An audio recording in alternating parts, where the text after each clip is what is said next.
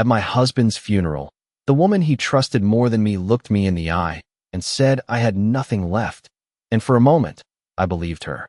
The air inside the chapel felt heavier than it should have, thick with perfume, polished wood, and the quiet hum of people pretending to mourn a man they barely understood.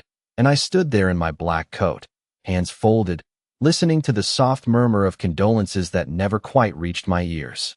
Edward Collins had been my husband for 42 years, and in all that time, I had learned how to read a room without moving a single muscle. And this room told me everything I needed to know. They weren't here for him.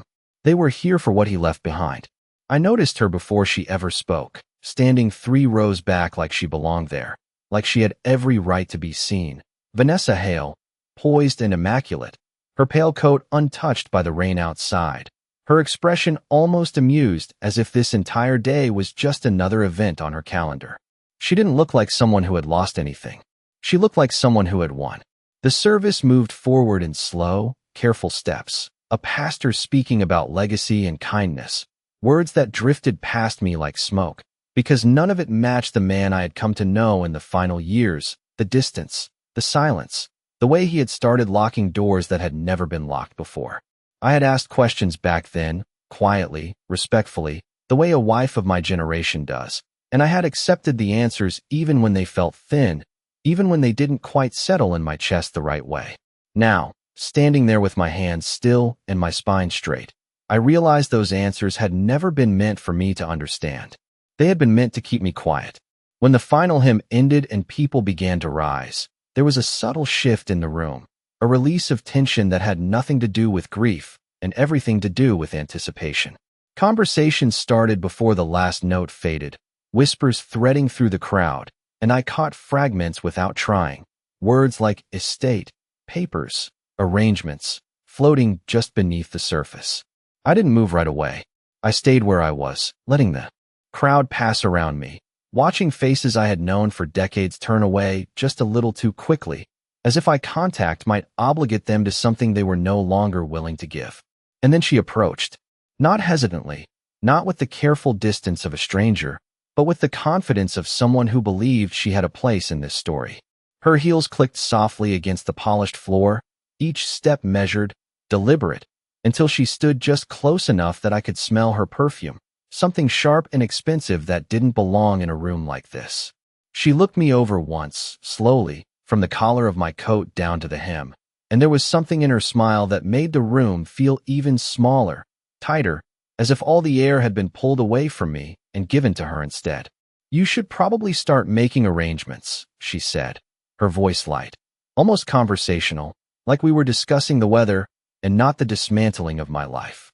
"From what I understand, there isn't much left for you." A few people nearby fell quiet, not enough to stop what was happening, just enough to listen more closely, and I could feel their attention without turning my head. I could feel the weight of it pressing against my back, waiting to see how I would respond, waiting to see if I would break the way they expected me to. I didn't answer her right away. I let the silence stretch, let her words settle into the space between us, because I had spent too many years filling silences that were never mine to fill. Instead, I reached up and smoothed the front of my coat, a simple motion, steady and unhurried, the fabric cool beneath my fingers, grounding me in a way nothing else in that room could. Vanessa's smile widened just slightly, as if she mistook my calm for surrender, as if she believed this was the moment I would step aside and let her take whatever she thought she had already claimed.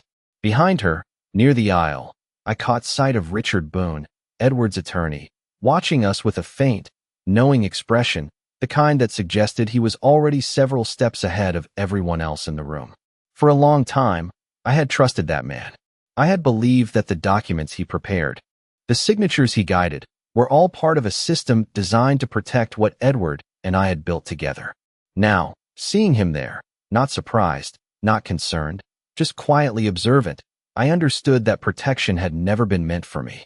I took a slow breath, the kind that settles deep in your chest and reminds you that you are still standing, still present, still capable of choosing what happens next. And when I finally looked back at Vanessa, I didn't see a rival or even an enemy. I saw a woman who thought the story was already over, who believed she had reached the final page while I was still somewhere in the middle, and that was her first mistake. The house was too quiet the morning after the service. Not the kind of quiet that feels peaceful, but the kind that settles into the walls and lingers in places where voices used to live, and I moved through it slowly.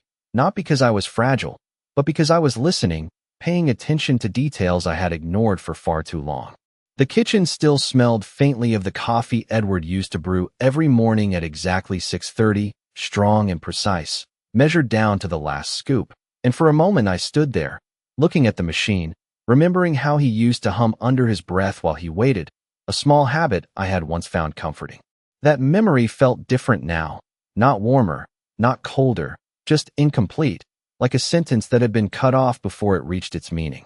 I poured myself a cup out of habit, even though I did not want it, and sat at the table where we had shared thousands of quiet mornings, my hands wrapped around the mug, letting the heat anchor me as I looked out at the backyard we had built together over decades. Every tree planted with intention, every stone placed with care. It should have felt like mine. It did not. There were small things, almost invisible at first, that began to surface the more I allowed myself to see clearly. The way the mail had been sorted differently over the past year. Certain envelopes no longer placed in the usual stack. The way Edward had started taking calls outside, stepping onto the porch even in the middle of winter, his voice lowered, his back turned, as if the walls themselves might betray him. I had noticed it then, of course I had, but I had chosen to trust instead of question, to preserve the shape of the life we had built rather than risk discovering something that might fracture it. Now that fracture had already happened, and all that remained was to understand its edges. I set the mug down untouched and stood, moving through the house with a purpose that felt new, opening drawers I had not opened in months, touching surfaces that suddenly felt unfamiliar, as if I were walking through someone else's home, cataloging evidence rather than memories. In his study, the air was different, still carrying the faint scent of his cologne, the one he had started wearing more frequently in the last 2 years, subtle but distinct, a detail I had once attributed to nothing more than a change in preference.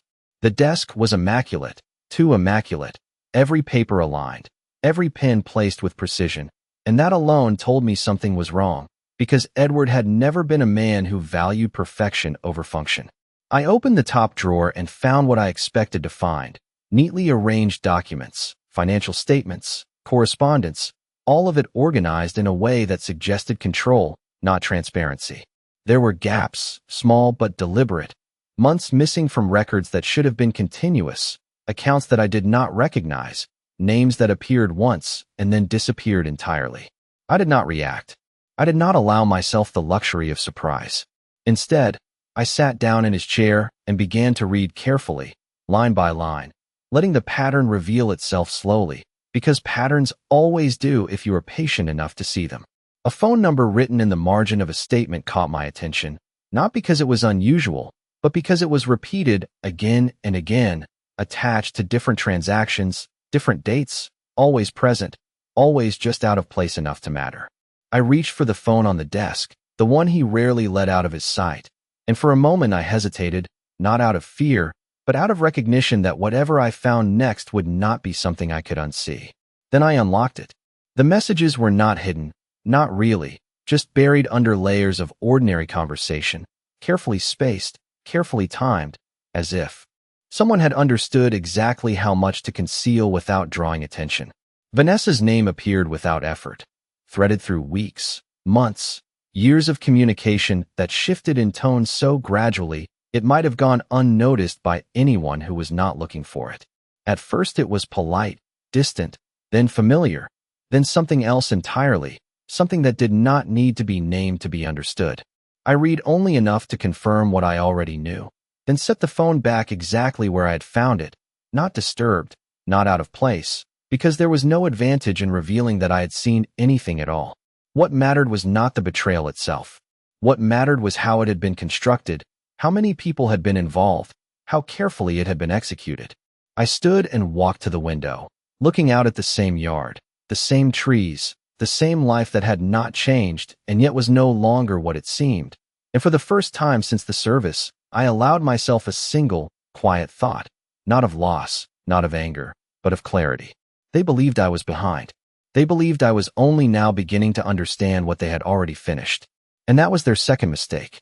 By the afternoon, the house no longer felt like a place I had lived in for decades, but like a structure I had been allowed to occupy under conditions I had never fully understood, and I moved through it with a new kind of awareness, one that did not rely on memory but on observation, because memory had already proven itself unreliable when filtered through trust.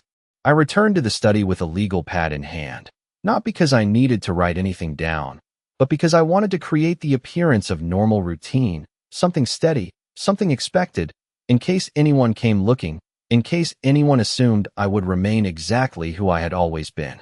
The number I had found earlier stayed in my mind, repeating itself quietly, and after a moment I picked up my own phone and dialed it, not out of impulse, but out of intention, prepared to say nothing if necessary, prepared to listen instead. It rang twice before a voice answered, female, professional, the kind of voice that carried both efficiency and caution. She introduced herself as part of a private financial office, her tone shifting slightly when I asked about the account tied to Edward Collins, not surprised, but careful, as if she had been instructed on how to respond if certain questions ever came. I did not press. I did not accuse. I simply asked for clarification in the same measured way I had handled every conversation in my life, and that was enough. She confirmed the existence of transfers, of accounts opened within the last 18 months, of authorizations that had been signed and notarized under the supervision of Richard Boone, and when she mentioned his name without hesitation, something settled into place inside me, not shock, not anger, just alignment, like the final piece of a puzzle sliding exactly where it belonged. I thanked her for her time and ended the call without asking anything further, because I already had what I needed, and more importantly, I now understood how much they believed they had hidden. The rest of the afternoon passed in deliberate stillness, not because there was nothing to do, but because there was everything to consider, every step requiring precision, timing, and the kind of restraint that only comes from years of being underestimated. I pulled out an old box from the back of the closet, one I had not opened since before Edward's habits had begun to change, and inside were documents that predated all of this, original agreements, property records, copies of decisions we had made together when our lives were still aligned, when there had been no reason to question intent. I sat at the dining table and spread them out carefully, comparing dates, signatures, clauses, noting the differences not as a wife would, but as someone who needed to understand structure, leverage, and vulnerability. It became clear very quickly that what had been changed recently had not erased what came before. It had only attempted to override it, to redirect it quietly, assuming that no one would ever look closely enough to notice the inconsistencies. That assumption was their third mistake. As the light outside shifted toward evening, I allowed myself one brief pause, standing by the window, watching the long shadows stretch across the yard, the same yard that had once represented stability and now represented something far more valuable, something worth protecting not out of sentiment, but out of principle. I thought about Vanessa's expression at the service, the certainty in her voice, the way she had spoken as if the outcome had already been decided, and I understood that her confidence had not come from ignorance, but from information that had been given to her by someone who believed he controlled the narrative entirely. Richard Boone had built his career on that belief, on the idea that people like me would never question documents placed in front of us, that we would sign where we were told, trust what we were given, and step aside when instructed. I had done exactly that for most of my life, and it had served me well until it no longer did. I gathered the papers and placed them back into the box, not hidden, not locked away, just returned to their place as if nothing had changed, because the most important part of what came next was not the documents themselves, but the fact that no one knew I had seen them. No one knew I had begun to understand the full shape of what they had done. When I finally turned off the lights and prepared for the night, there was no sense of exhaustion, no weight pressing down on me the way grief is supposed to feel, only a quiet, steady awareness that the story they believed had already ended was still unfolding, and this time, I would be the one deciding where it went next. The next morning arrived with a kind of clarity that did not ask for permission, the kind that settles in quietly and stays, and I followed my usual routine with deliberate precision, not because it mattered anymore, but because it gave me something to measure against, something to contrast with the changes I now saw everywhere. I dressed simply, the same way I had for years, choosing neutral tones, minimal jewelry, nothing that would draw attention, because attention was not what I needed, not yet. Instead, I needed access, and access required familiarity. By 9 o'clock, I was seated across from a man I had not seen in over a decade, someone Edward had once referred to as overly cautious, someone he had stopped working with when he began making decisions I had not been included in. Daniel Whitaker had aged in the way that people do when they spend their lives paying attention to details others overlook, his hair more silver than I remembered, his posture unchanged, his eyes still sharp enough to notice the smallest shift in expression. He did not ask unnecessary questions when I handed him the documents, only nodded once and began reading, his silence more informative than any reassurance could have been. I watched him carefully, not for approval, but for recognition, because I needed to know whether what I had seen the night before would hold up under a different kind of scrutiny. Minutes passed without interruption, the quiet hum of his office wrapping around us. And when he finally looked up, there was no surprise in his expression, only a measured acknowledgement that confirmed what I had already begun to understand.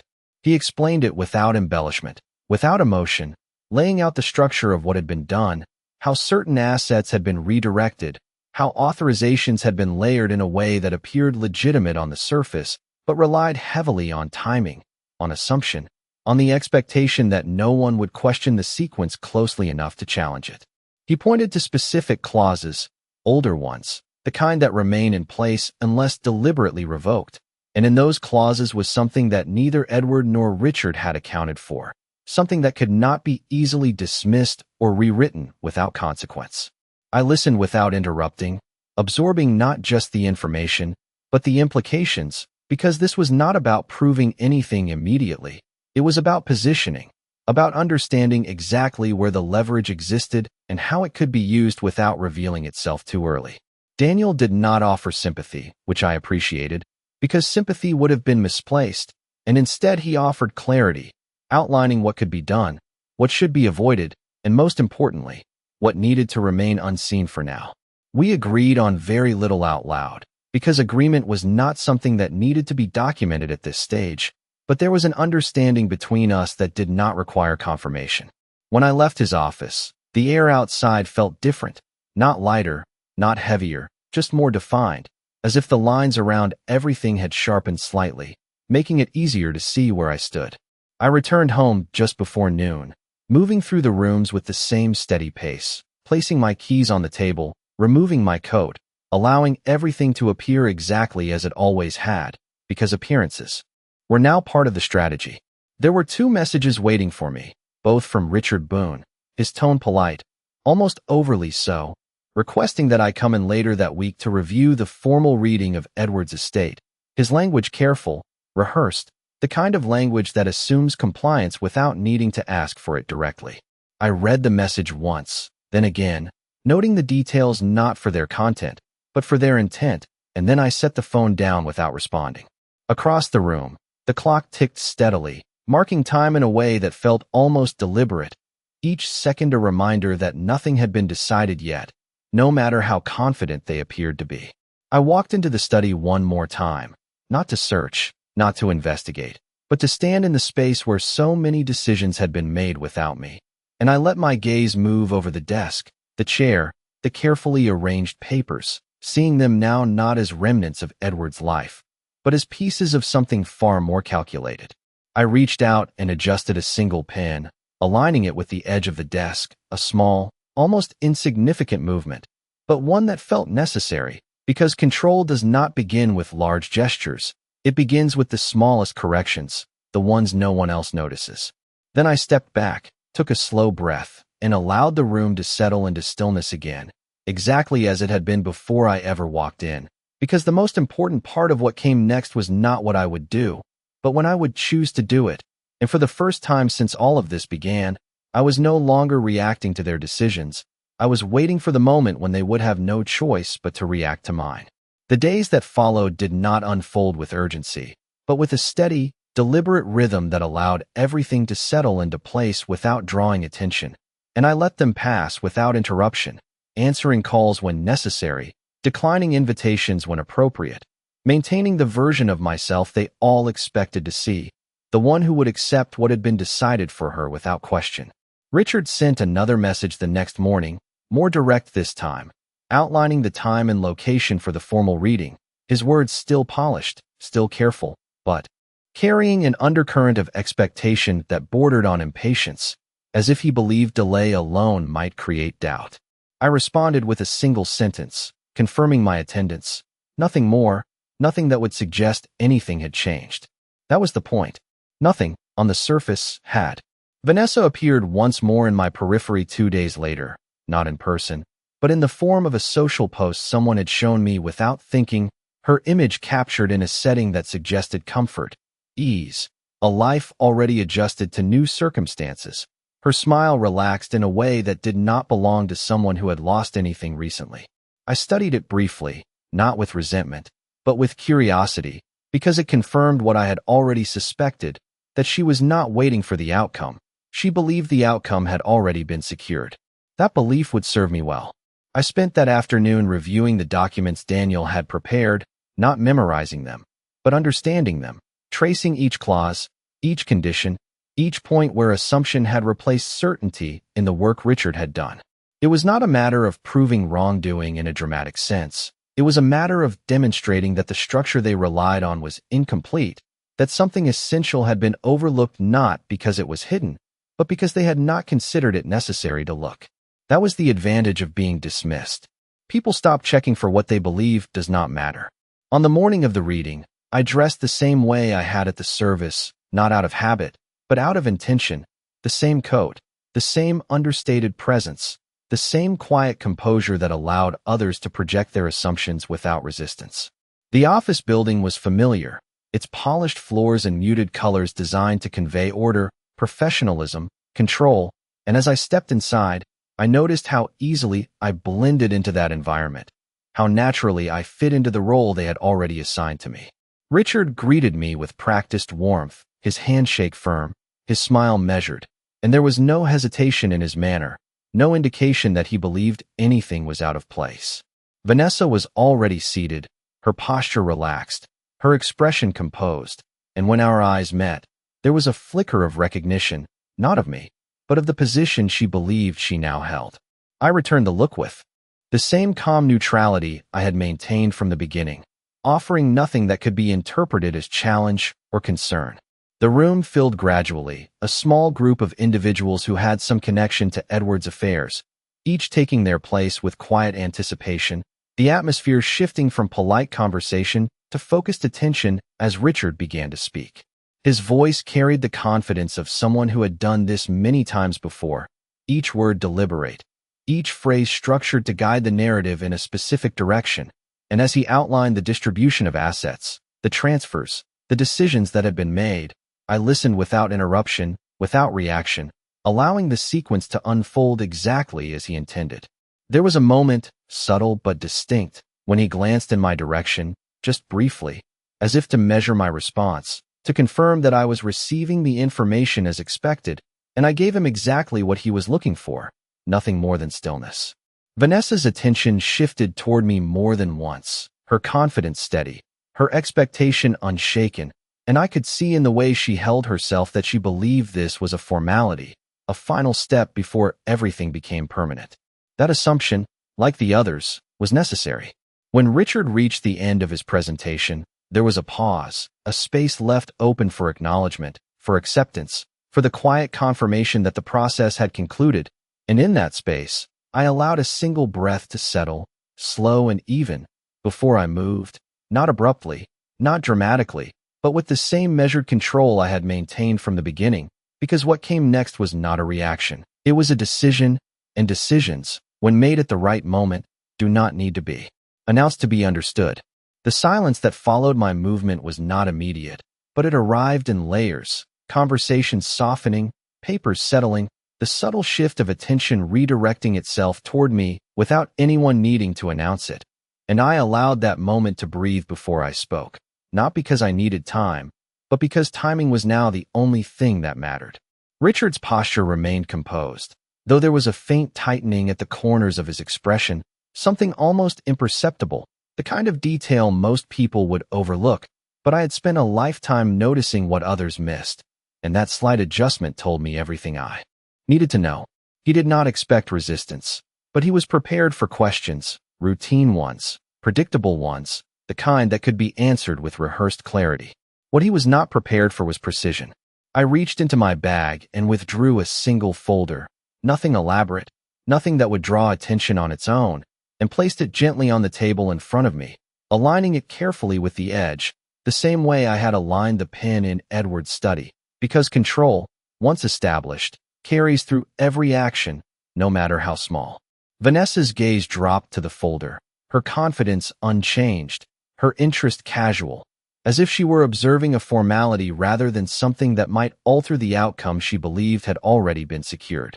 I met Richard's eyes, holding them just long enough to ensure he understood that what followed was not a question, not a request, but a continuation of the same process he had begun. When I spoke, my voice was steady, measured, the same tone I had used for years in conversations that required composure rather than volume, and I referenced a document he had not mentioned, not by name, but by date, by clause, by the exact language that had been established long before any of the recent changes had taken place. There was a pause, subtle but unmistakable, as he processed the reference, his mind moving quickly, searching through layers of information he believed he had already accounted for. And in that pause, I opened the folder and turned it toward him, not pushing it across the table, not forcing it into his hands, simply placing it where it could be seen. He looked down, his eyes scanning the first page, and for the first time since I had known him, there was a break in his composure, not dramatic, not visible to anyone who was not watching closely, but present enough to confirm what I had already understood. The document was not new, not recently created, but original, predating every adjustment that had been made in the past 18 months, and more importantly, it had never been revoked, never been superseded in the way they had assumed, because revocation requires acknowledgement, and acknowledgement requires attention, something they had not given to what they believed no longer mattered. Vanessa shifted slightly in her seat, her posture adjusting just enough to indicate that something had changed, though she could not yet define what it was, her confidence beginning to recalibrate in real time, searching for reassurance that did not immediately come. Richard cleared his throat, a small, controlled gesture, and began to speak, his tone still measured, still professional, but now carrying a different weight, one that acknowledged the presence of something unexpected, something that required careful handling rather than dismissal. He referenced technicalities, timing, interpretation, each word chosen with precision, each sentence constructed to maintain authority while he recalculated the structure he had presented moments before, and I listened without interruption, allowing him the space to adjust, because the adjustment itself was part of the process, part of the shift that needed to occur publicly, not through confrontation, but through recognition. When he finished, there was another pause, longer this time, the room holding its breath in a way that no one had anticipated when they entered, and I allowed that silence to settle before I spoke again, not to argue, not to challenge, but to clarify, to draw a line between assumption and fact with nothing more than the language that had already been written long before any of this began. Vanessa's gaze moved between us, her earlier certainty now tempered by something else, something quieter, something closer to awareness, and in that moment, I understood that the balance had shifted, not completely, not irreversibly, but enough to change the direction of everything that would follow. I closed the folder with the same calm precision I had used to open it, resting my hand lightly on top of it, not claiming victory, not signaling conclusion, simply acknowledging that the conversation was no longer theirs to control, and for the first time since Edward's absence had begun to reshape my life, I was no longer standing in the space they had created for me. I was standing in one I had chosen myself. No one spoke immediately after the shift became undeniable, and in that silence, I watched carefully, not for reactions that were obvious, but for the subtle ones that reveal more than words ever could. The slight tightening of fingers against the table, the way Vanessa's posture no longer leaned forward with quiet certainty, but instead held itself in place, as if movement alone might expose uncertainty she was not ready to acknowledge. Richard adjusted his glasses, a small, habitual motion that carried more meaning now than it ever had before, and when he finally looked up from the document again, his expression had changed, not dramatically, but enough to confirm that the structure he had relied on was no longer stable. He began to speak again, this time with a different tone, one that balanced explanation with recalibration, outlining possibilities rather than conclusions, suggesting interpretations rather than asserting outcomes, and I allowed him to continue, not interrupting, not correcting, because the shift in his language was already doing the work for me. The others in the room, those who had arrived expecting a simple formality, now sat with a quiet attentiveness that had not been present before, their interest no longer casual, but engaged, as if they had just realized that the narrative they had accepted without question might not be as complete as they had believed. Vanessa's gaze returned to me more than once, searching for something that was no longer there. The quiet compliance she had expected, the absence of resistance she had already accounted for, and finding instead something she had not prepared for, something that did not announce itself, but remained steady, controlled, and entirely unyielding. I did not speak immediately after Richard finished, and that was intentional, because silence, when used correctly, has a way of reshaping a room without effort, and I had no interest in filling it too quickly.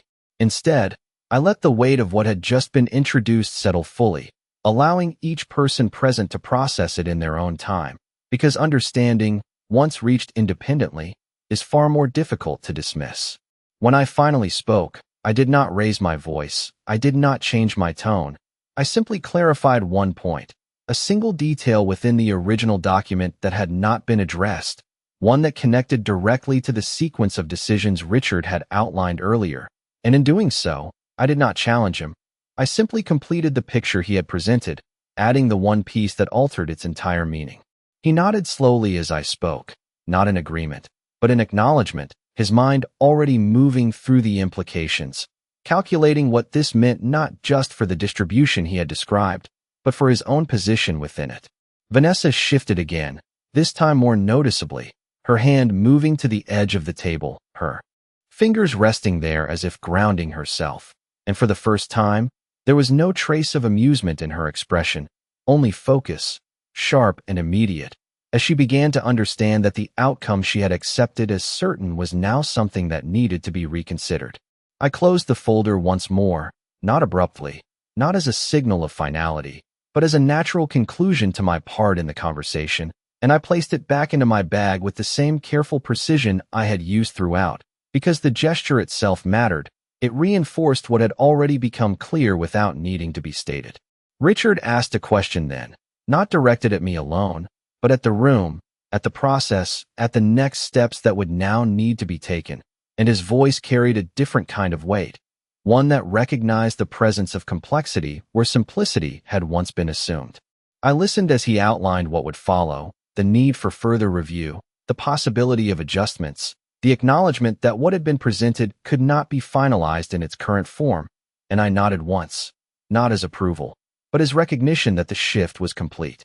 Vanessa did not speak, not yet, and that in itself was telling, because she had entered the room with confidence, with expectation, with a clear sense of what she believed would happen, and now she sat in a space that no longer supported that certainty, a space that required patience, recalculation, and perhaps for the first time, restraint.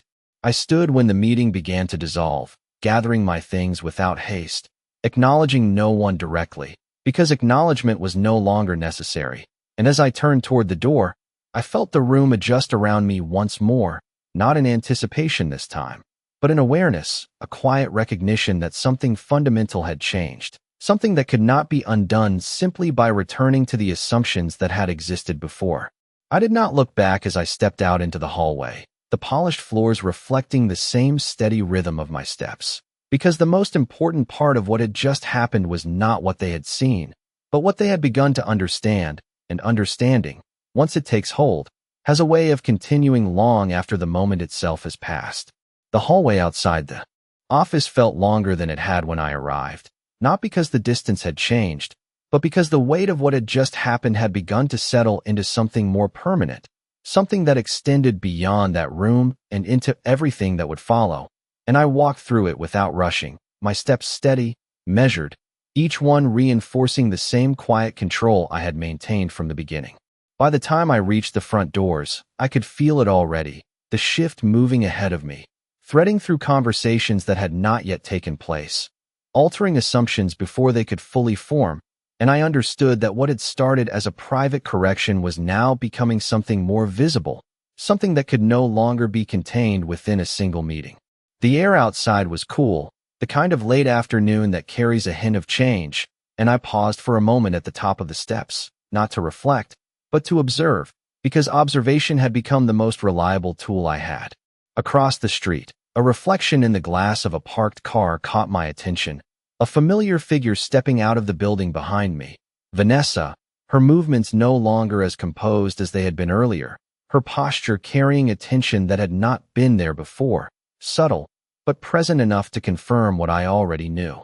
She hesitated briefly at the entrance, scanning the area as if recalibrating her next move, and then her eyes found me. There was no smile this time, no quiet confidence, only a measured awareness, as if she were seeing me for the first time without the assumptions that had guided her before. She crossed the distance between us slowly, not with the certainty she had displayed at the service, but with something closer to caution, and when she stopped a few feet away, there was a pause that stretched just long enough to make the absence of words feel deliberate. "I think there has been some kind of misunderstanding," she said finally, her tone controlled, but no longer light, her words chosen carefully, as if testing how much ground she still held. I looked at her for a moment before responding, not searching for anything, but allowing the space between us to settle into something clear, something defined. "No," I said quietly, my voice even, without emphasis. "There has not." The simplicity of the answer seemed to catch her off guard, not because of what I said, but because of what I did not say. No accusation, no explanation, no attempt to engage beyond what was necessary. She held my gaze for a moment longer, as if expecting something more, something that would allow her to respond, to adjust, to regain control of the interaction, but there was nothing there for her to work with, only the steady presence of someone who no longer needed anything from her. Behind her, through the glass doors, I could see Richard moving quickly, speaking to someone just out of view, his posture no longer relaxed, his gestures more precise, more urgent, and that, more than anything else, confirmed the direction this was taking. Vanessa followed my line of sight briefly, then looked back at me, and in that moment, I saw the realization begin to settle in, not fully, not completely, but enough to change the way she stood, the way she held herself, the way she understood her position within something that was no longer as certain as it had been just hours before. "This is not over," she said, and there was a trace of something sharper in her voice now, something closer to resolve than confidence. I nodded once, not in agreement, but in acknowledgement, because she was right. It was not over, but not in the way she believed. "No," I replied, my tone unchanged. "It is not." I turned then, not abruptly, not as an exit, but as a continuation, stepping down from the entrance and onto the sidewalk, the rhythm of my movement unbroken, the direction clear, because there was nothing left in that moment that required my attention.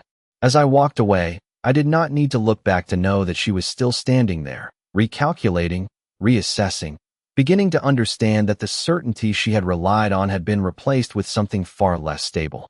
The city moved around me in its usual patterns, people passing by without notice, traffic flowing steadily, everything appearing exactly as it had before, and yet beneath that surface, something had shifted in a way that would not easily be undone. By the time I reached my car, the next steps had already begun to take shape, not as a reaction, but as a continuation of the same quiet strategy that had brought me here, one that did not depend on force or confrontation, but on timing, precision, and the simple act of allowing others to reveal the limits of what they thought they controlled. I opened the door, placed my bag on the seat beside me, and sat for a moment before starting the engine, my hands resting lightly on the wheel, my reflection faintly visible in the glass, steady, composed, unchanged in the ways that mattered, and in that stillness, I understood something with complete clarity, not as a realization, but as a confirmation, that everything they had built depended on the belief that I would remain exactly who I had always been, and now that belief was the one thing they could no longer rely on. The drive home was quiet, not in the way that invites reflection, but in the way that confirms a decision has already been made, and I followed the familiar route without thinking, the streets unfolding in the same pattern they always had, the same turns, the same landmarks, all unchanged, all indifferent to what had shifted beneath the surface of my life. When I pulled into the driveway, the house stood exactly as I had left it, still, composed, holding its shape as if nothing had happened, and for a moment I remained in the car, my hands resting lightly on the steering wheel, not delaying, not hesitating, simply allowing the final pieces to settle into place. Inside, everything was as it had been.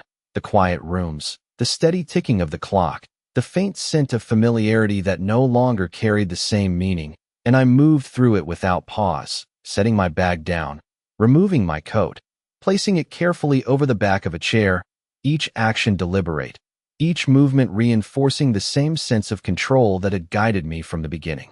The phone rang once before I reached it, Richard's name appearing on the screen, and I let it ring a second time before answering, not to create tension, but to establish rhythm, because rhythm matters in conversations like this. His voice was different now, still composed, still professional, but carrying a weight that had not been there before, a recognition that the ground beneath him was no longer as certain as he had believed.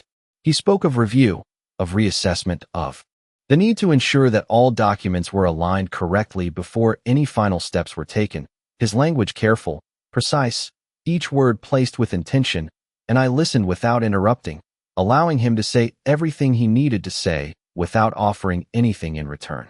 When he finished, there was a brief pause, the kind that invites response, and I gave him one, simple, clear, leaving no room for interpretation.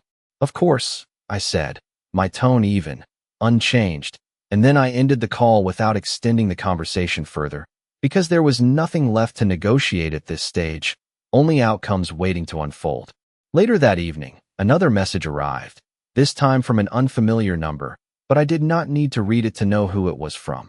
The timing alone was enough, and when I opened it, the words were measured, controlled, an attempt to reframe what had already begun to shift, suggesting conversation, suggesting clarity, suggesting that perhaps things had been misunderstood. I read it once, then set the phone down without replying, because not every message requires an answer, and sometimes silence carries more weight than anything that could be said. The days that followed confirmed what I had already anticipated, calls redirected, meetings postponed, documents reviewed again with a level of scrutiny that had not been applied before, and with each adjustment, the structure they had relied on began to show its limits, not collapsing, not failing outright, but revealing the spaces where assumption had replaced certainty. Daniel kept me informed in quiet, efficient updates, never overstating, never speculating, simply outlining what was being acknowledged, what was being reconsidered, what was no longer as secure as it had once appeared. Vanessa did not reach out again, not directly, and that absence was more telling than any message could have been, because it meant she was waiting, recalculating, trying to understand the boundaries of something she no longer controlled. One afternoon, as I stood by the window, looking out at the yard that had once represented a shared life and now represented something entirely my own, I allowed myself a moment of stillness, not to dwell on what had been lost, but to recognize what had been preserved, not by chance, not by luck, but by the simple fact that not everything can be rewritten just because someone decides it should be. The final confirmation came. Quietly, as most important things do, a message from Daniel summarizing what had been formally acknowledged, what had been corrected, what would now proceed under a different understanding, and I read it without reaction, without surprise, because it aligned exactly with what I had known from the moment I first saw the document they had overlooked. That evening, I returned to the study one last time, not to search, not to investigate, but to stand in the space where so many decisions had been made without me. And I looked at it now without attachment, without resentment, simply as a room that had served its purpose and no longer held anything I needed.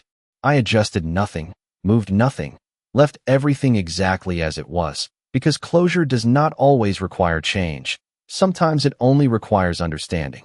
As I turned off the light and closed the door behind me, there was no sense of triumph, no dramatic conclusion, only a quiet certainty that the story they had written without me had reached its limit, and the rest, whatever it became, would no longer be defined by what I had lost, but by what I had chosen not to surrender.